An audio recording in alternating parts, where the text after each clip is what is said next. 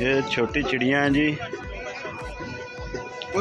ये पाकिस्तान में तो अभी मेरे ख्याल में हमें कभी नज़र ही नहीं आई।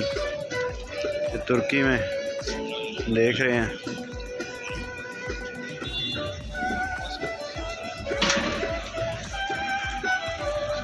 ये तकसीम स्क्वायर है,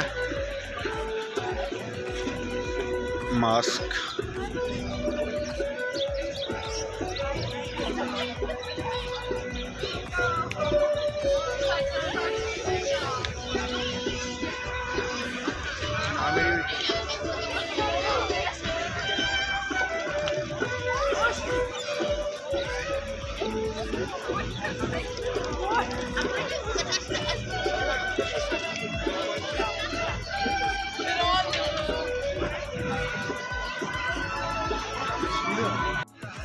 Kaynağı insan olan ve soğuk seviyede üretilmeyen Türk tedavi aracıdır. Sizler de sadece 15 dakika ayırarak bu kişinin hayatını kurtarabilirsiniz.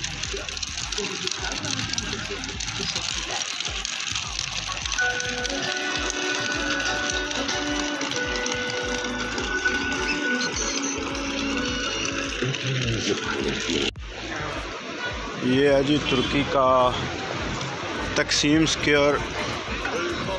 बंदूक है यहाँ। चेक करें, टूरिस्ट बहुत बड़ी तादाद में आए हुए हैं। और ये ट्रेन है, छोटी छोटी ट्रेनें बनी हुई हैं, उनके गुज़रने की जगह है।